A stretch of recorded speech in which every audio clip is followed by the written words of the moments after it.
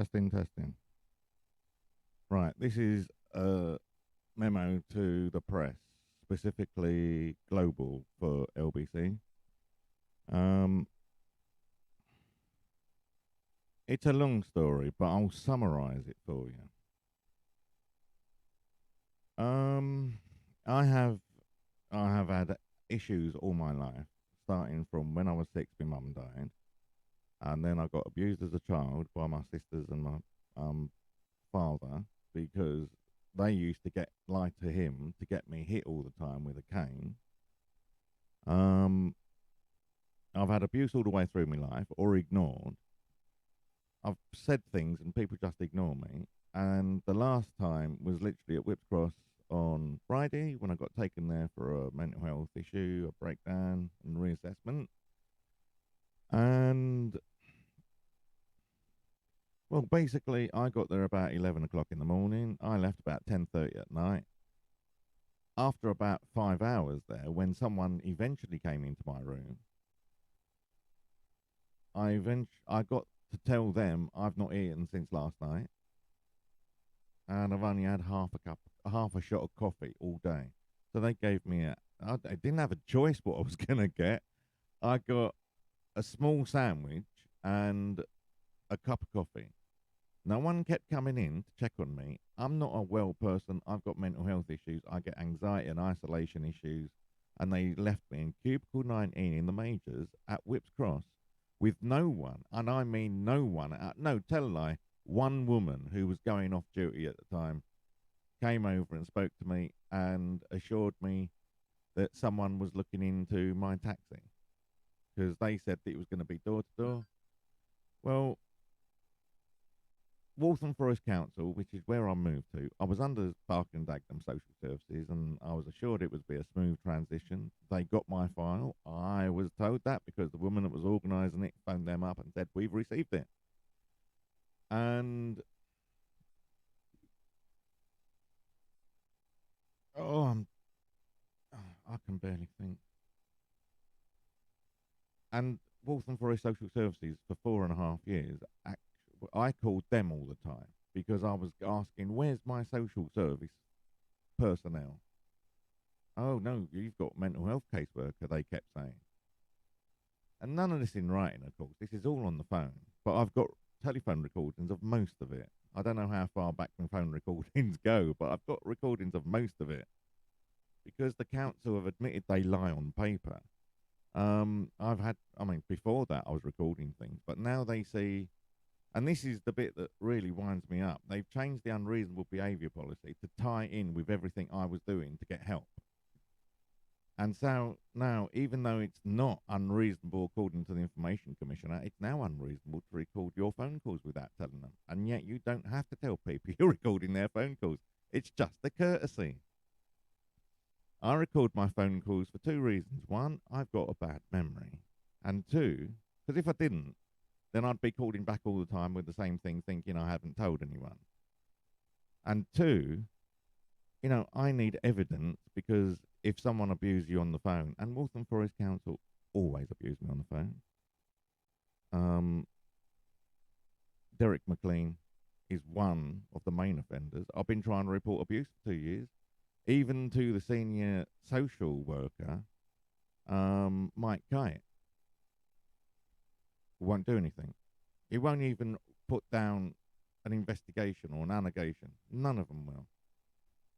And the ironic thing is, the London ambulance crew round here on Wednesday called the social services team and they were put through to NELF. Even the social services team wouldn't talk to the ambulance crew. After 3.5 years of calling 111 about urgent dental treatment because I couldn't get to a dentist, no friends or family, I found in May when I had serious tooth problems, and then 2 weeks later the toothache went away, and I was told on Tuesday by a domiciliary dentist that is a bad sign, a very bad sign. I already knew that. Back in May, I was referred to the 111 dental service. Didn't know it existed until then. Been ringing in every 3 months about how can I get to a dentist because it's like giving me anxiety all the time in the background. Um. Oh God. Yeah. So they put me on to the NHS dental service. They gave me a phone number for the domiciliary people. I needed a GP referral, and my GP hadn't spoken to me for 3 years because they refused to use a non-private number, even though at the very beginning, when I first signed in with them, I told them they give me panic attacks and make me anxious, and I cannot even see the call. It just gets totally blocked. And yet, someone from the NHS 3 nights ago said, well, you're going to have to pick private calls up then, aren't you, Mr. Gibbons? I've got a phone recording of that also. Um, and because my dentist or my doctor didn't tell the dentist, don't call from a private number, I didn't know they called me because they called from a private number in July, apparently. And so I only found out when I called my doctors because they didn't call me, right? They won't talk to me, my doctor. I've got 3 callbacks this week from various people, the doctors, that they haven't actually called back with. I've tried raising it up to NHS England, the ICB. The ICB don't even take my calls. They've got an answer phone, and occasionally they call me back, but they don't call back every time I leave a message. So, of course, with my poor memory, if they eventually call back, I can't remember what I called them for. Because, of course, there's no, notes from the recording. It's just a name and number.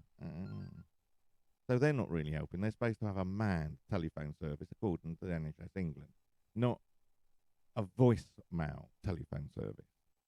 And this is what I'm calling the newsroom about. It's endemic discrimination against disabled people in the system. And it's been worse since the 2010 Equality Act because there is no enforcement of the act for disabled people. If you've got an arm missing or, you're blind or you're black or whatever other protected characteristics or you're gay, then you can get treatment from the police. But I've spoken to the police and they see disabled rights as a civil matter. They've said that to me on time and time again.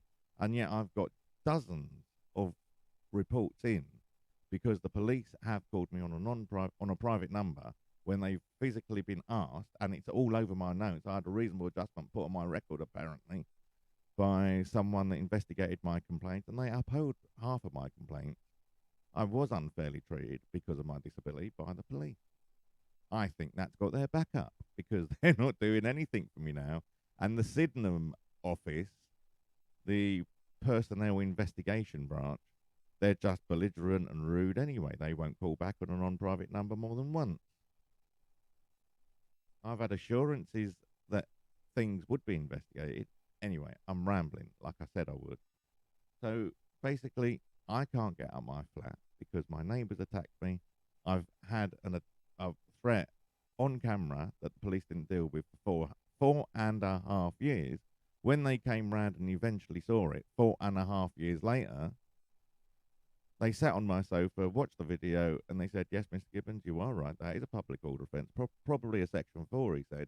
But unfortunately, we can't do anything with it because it's out of time. It's supposed to be actioned within 6 months. And I said, well, I reported it straight away, and I chased it for several weeks, and everyone just ignored it, and no one has a recording or a note of anything for the first 2 years. I think November... Let's put it this way. That was in January. November 2018, about 4 or 5 months after I moved here, I had an officer just behind me when I was trying to close the rear door for the community block. I've got a thing about security. I want the door closed.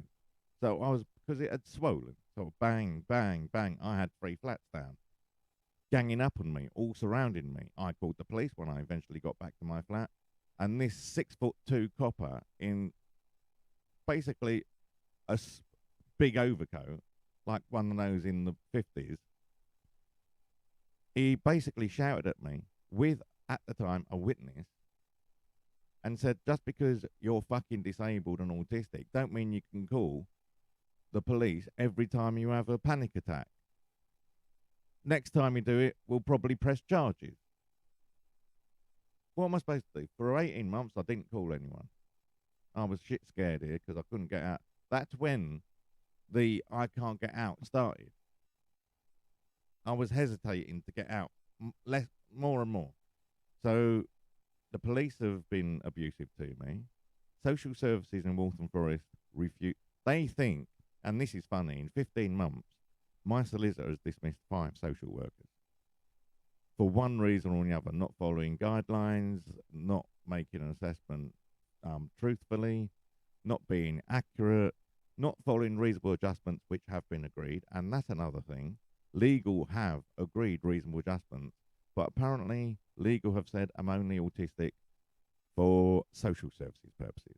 For all other departments, I'm not autistic.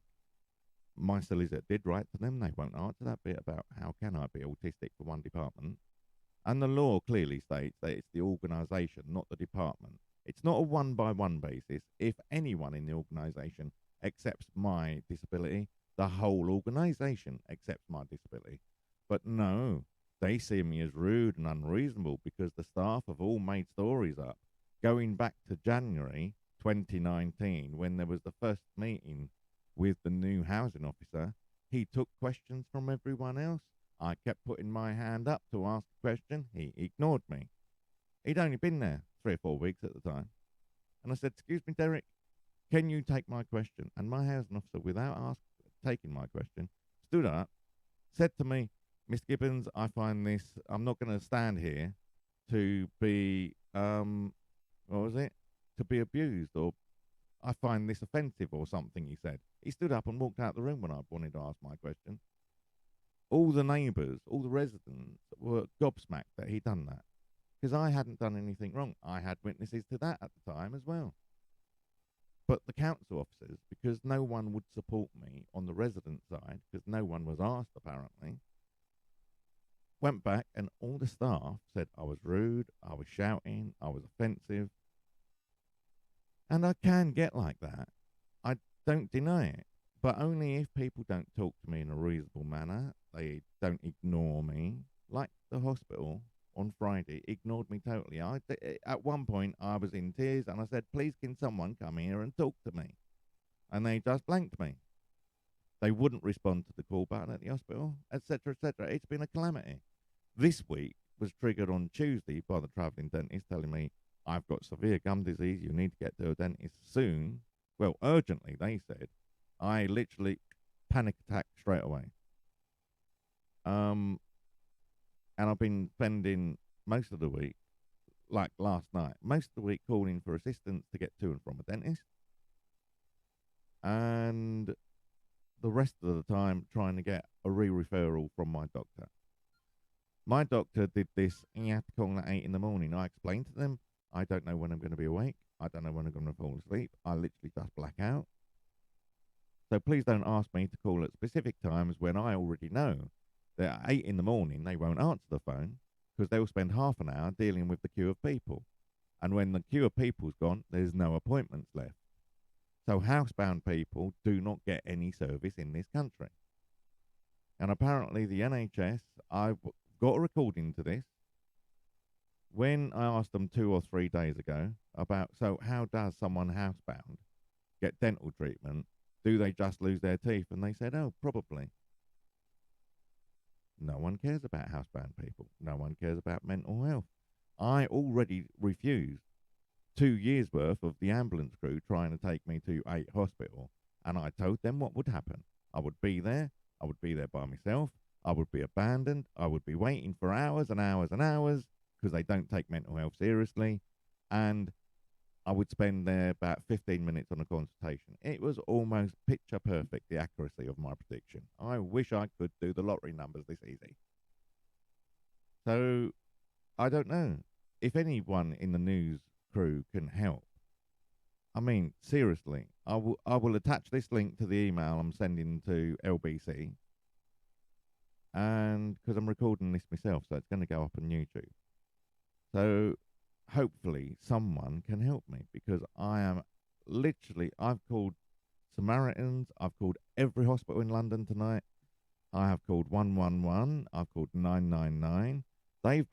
I've even called from Whips on Friday. They gave me the health home treatment team number, right? And I called them this morning about 2 a.m. "Oh, sorry, we don't deal with dental treatment." I called in about having a panic attack. And then I asked him, because I don't want to repeat myself all the time. I've been doing it for 5 years. Can you go through my notes before you talk to me? In a rather polite way. I thought, I've got a recording. You can judge that myself. In a rather polite way. And he said, oh no, we have to call you back if we're going to read your notes. So they talk to people without reading the notes by admission. And I said, okay, call me back. Can you call me back on a non-private number? And everyone should be able to access a non-private number. And everyone should be aware of it, especially since the 2010 Equality Act. But no one's aware of it. Oh no, I can't call back on a non-private number. And I said, well, why don't you ask one of your colleagues how to bypass the private number routine? There is a code for it. I don't know it. Oh, my manager's not here till Monday. That's not going to help me now. You should already know this number. It's when people just give me the blank, I don't know, and I'm not going to look for it, that makes me angry. So this is the summary view. I can go into detail if someone calls me. But at the moment, I've got another visit from the home treatment team. And if they are part of the same people that were on overnight, they're going to get a bollocking as well. He wouldn't help me. He basically threatened. I said I would call and call and call until someone fucking does something. And he said, if you do that, I will block you, Mr. Gibbons, and you will not have access to this service. Less than 24 hours after being assigned to him. Already threatened with being blocked and having restrictions on me. That's good for the mental health team, when all I asked was them to call me on a non-private number so they could read my notes before. They should pull my notes up and put me on hold. No one. I had to drop the last call because I called back to try and get someone else, and I could hear the phone being diverted to this one person. He did not understand a word I was saying because I had to keep repeating myself. I don't know if you can understand me, but I don't think I'm talking like gibberish. If he can't understand me, I do not need to speak to someone like that. Let me talk to someone that's actually got good English and can understand every word I say instead of, can you repeat this? Because he wasn't saying, sorry, Mr. Gibbons, slow down. Or he wasn't saying, sorry, Mr. Gibbons, you're too quiet. Or, sorry, Mr. Gibbons, the line not clear. He just kept asking the same question over and over again. I said, look, I don't like repeating myself. It really winds me up. Mental health case, anxiety, feeling ignored. When people ask me to repeat myself, it sounds like they haven't listened to me. And so I don't want to deal with people like that because they have made me worse and worse over the last 5 years since I moved to the abusive borough of Waltham Forest. I've got a blanket permanent ban on me from Waltham Forest Council. They will deny it if you contact them because it's all unofficial. It's all what the staff will do, not what's on the paper. I've got a phone recording from senior housing officer saying we put stuff on paper just to cover our backs. We don't expect our staff to carry it out. I've told the housing ombudsman, journalists, everyone. I can't talk to my MP in Duncan Smith. He refuses to talk to me because the last time I spoke to anyone in his office, and it was like, pardon the expression because my mouth, it was like pulling teeth. And I was told them, I'm housebound, I'm disabled, I've got autistic, I'm no friends, no family, no support. Ian Duncan Smith goes to the council and supports their abuse of me without once talking to me. I've been trying to contact because I've followed I'm a good boy. I do what people tell me. I called Parliament. How do I complain about my MP? Oh no, they're a separate entity. They're virtually self-employed. You're going to have to go through the chair of the party. So I've left message after message with the chair of the party. None of them call me back. None. I've tried putting complaints in, but the complaints goes to a voice message. I think I've got complaints recently, to tell you the truth, for the Conservative Party, and no one called me back. I've tried going to the Levelling Up Ministry. They think I'm unreasonable. They won't return my calls now. They've put a block on me permanently. I just asked about how can someone do something about private numbers across the board. I don't see how public services can use private numbers and, get away with their public sector equality duty. Section 149, 2010 Equality Act, in case you're looking it up. Are you following around, boys and girls? Yes, well, I'll end it there because I'm beginning to get more and more rambly as this goes on. So please, please, please, please, someone please help me. I don't want to spend all day and all night trying to find a hospital. I found a dentist that will take me. Now I need an ambulance or some other support to get me to and from the dentist. King's Cross Dentist, I found. I've rung everyone last night. King's Cross for 24 hours, and they will see me. They've got a standby appointment for tomorrow, Monday, and yet I've still got the problem getting someone to arrange me to get there. And the thing is, as someone like me, ill, all this ringing and ringing and ringing makes me worse because it makes me feel less and less supported. Instead of me calling my social worker, excuse me, I need dental treatment, I can't get out. Oh, leave it with me, Miss Gibbons. Oh, we've got an appointment 10 o'clock Tuesday for you. Is that okay? We'll send a car, we'll pick you up, we'll take you down there, and then they will call us to get the car coming back. Is that unreasonable? I don't think it is. If it is, then someone should pick the phone up and talk to me to tell me why it's unreasonable. I am sitting here, especially since 3 weeks ago, I got verbally attacked by someone across the estate from me because I was stopping a young, I believe she was young, a young black woman in a dressing gown and no slippers, just bare feet. There was a bloke on the third floor balcony throwing glass bottles at her. I called the police. No other fucker on the estate called the police. I called the police, opened the window, started recording him to stop him throwing glass bottles. And then he started threatening me. I'm going to come to your fucking block and do your head in. Police can't do anything because he was technically inside his flat. So it's okay for people to be abused. And yet there were witnesses walking by and the police on the scene, because there were 3 units, seemed to come down here for everyone apart from me, the police. Unless it's like 111 have called them. So I'll leave that with you. Please call me. Try to control the conversation if you do call me, because I can answer little bits and pieces. But if you leave me long enough, but just don't talk over me, and please don't talk for very long, because then I literally lose track of the beginning of what you're saying. So keep it short and punchy, and people normally think I'm quite friendly and polite. But when people start not following what I've told them, because I know my condition and I know how things will happen, they just think I'm making it up. They honestly do think I'm making it up.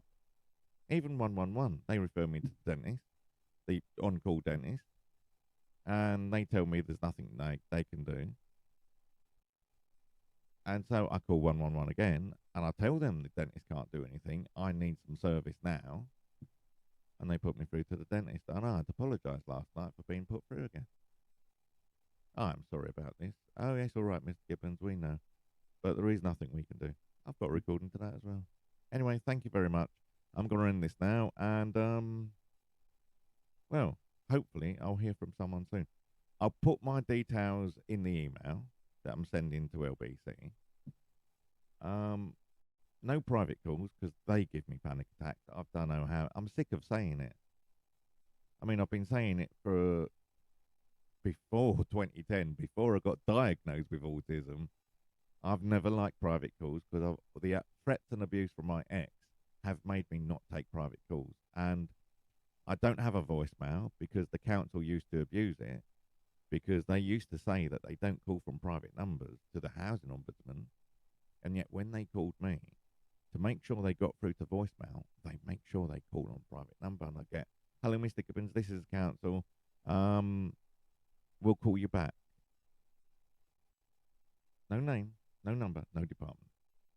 Never used to get, unless it was like someone in housing that had recently spoken to me. Hello, Mr. Gibbons, this is Junad. I hope you are well. Why is he calling on a private number? No one calls me. So why are they going through to voicemail? It can only be because they're calling on a private number. Anyway, I will love you and leave you. Please, please, please help me, because I am at the end of my, literally at the end of my rope. I will be tying bed sheets together by the end of the day if no one fucking helps me. I don't want to stay up all night trying to find a hospital that deals with. I've literally called every hospital in London, as far as I'm aware.